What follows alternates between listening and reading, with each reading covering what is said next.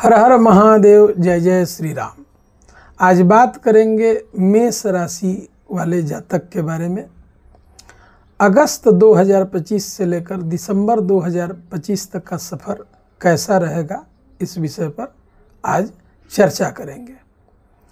वैसे तो मेष राशि के जातक पिछले 2024 सितंबर से लेकर और जुलाई के मध्य तक परेशान ही रहे। विविध परेशानियों का सामना करना पड़ा, उतार चढ़ाव भरा रहा।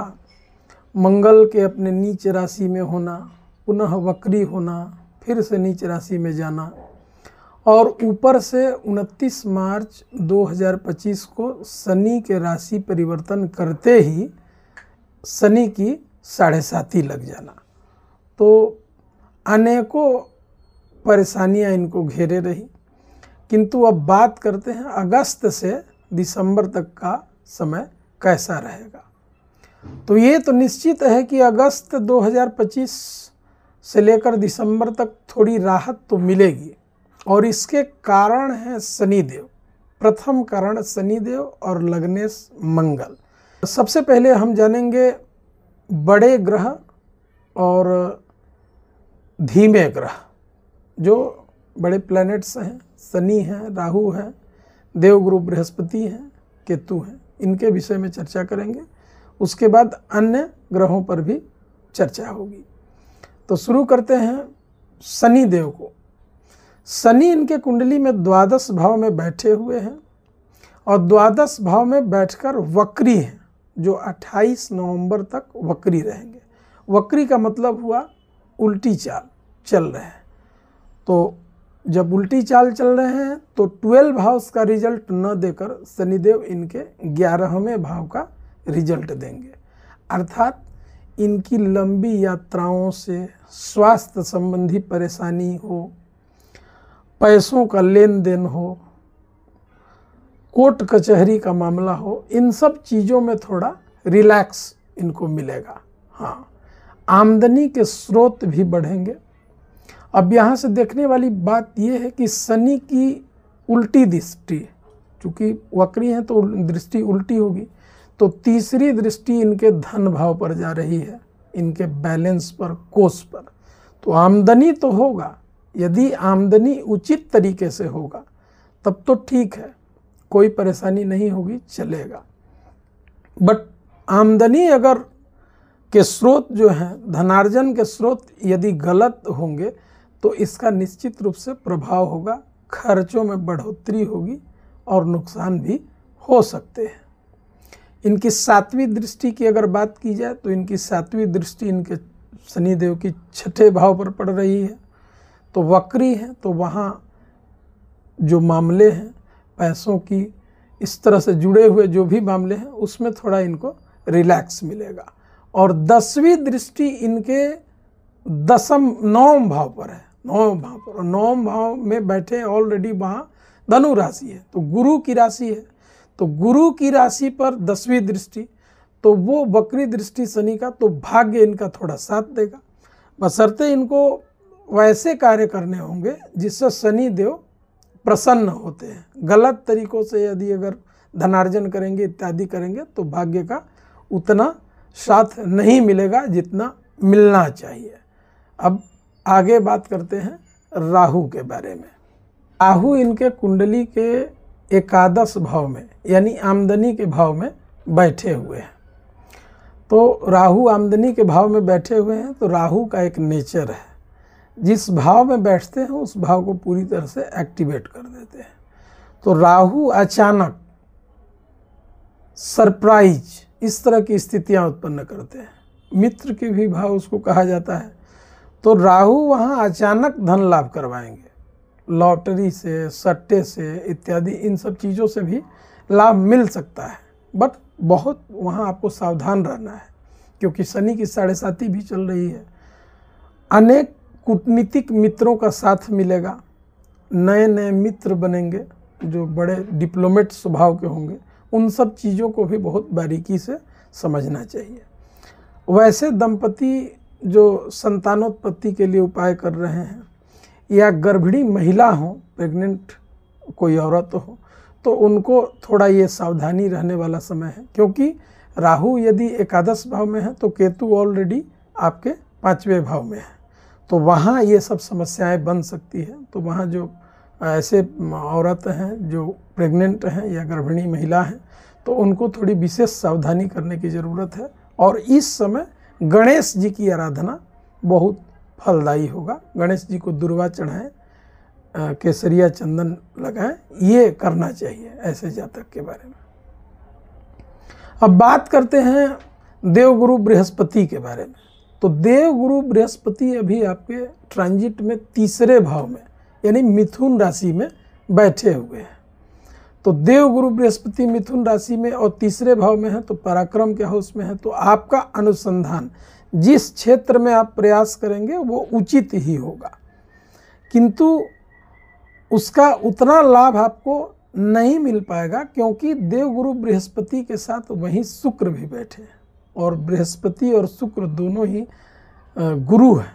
तो एक मयान में 2 तलवार वाली बातें हो गई। तो यहाँ ये देखना होगा कि शुक्र का ट्रांजिट कब हो रहा है।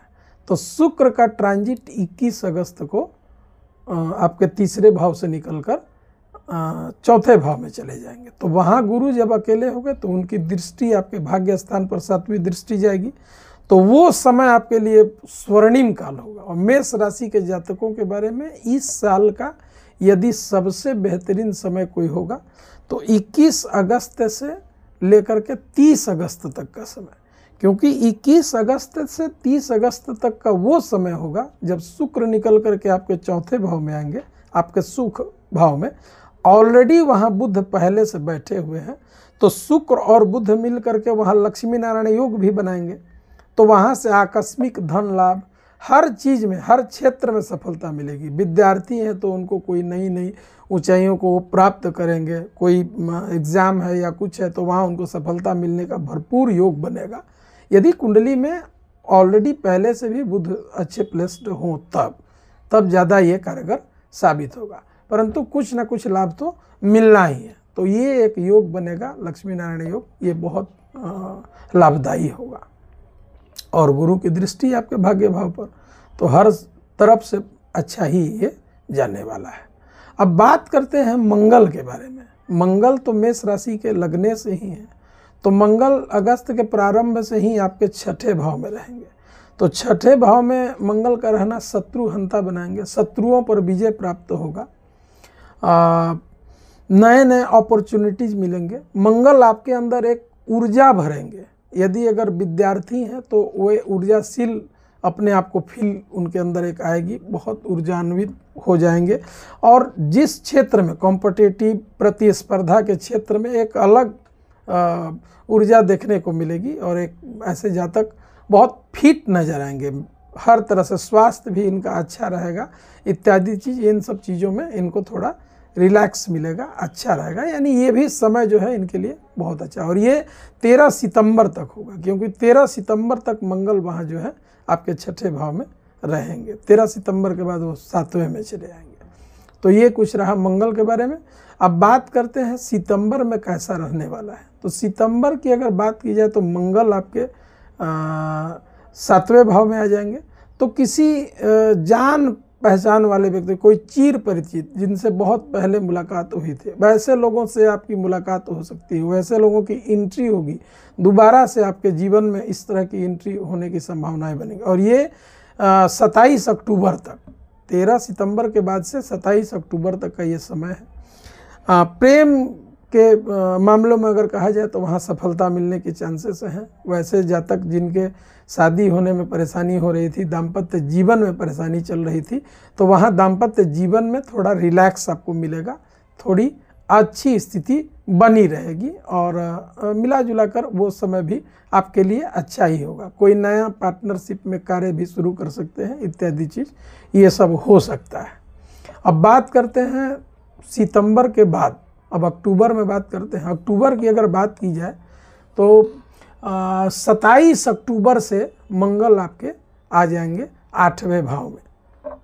तो अक्टूबर का महीना तो मिला जुला करके ठीक ही रहेगा 27 अक्टूबर तक, लेकिन 27 अक्टूबर से मंगल आपके 8वें भाव में आ जाएंगे। और मंगल का 8वें भाव यानी आपके लग्नेश, तो किसी गुप्त चीज़ का खोज में आप लगेंगे, कुछ इन्वेंशन के चक्कर में आप लगेंगे, ऐसा हो सकता है। कोर्ट कचहरी के मामलों से आपको छुटकारा मिल सकती है। कोई लंबे समय से कोर्ट कचहरी के मामले अगर आ रहे हैं, चले आ रहे हैं, उसमें आपको रिलैक्स मिलेगा। हाँ, यहाँ एक चीज़ विशेष ध्यान देना है, क्योंकि मंगल 7 दिसंबर तक, मतलब 27 अक्टूबर से लेकर 7 दिसंबर तक 8वें भाव में रहेंगे।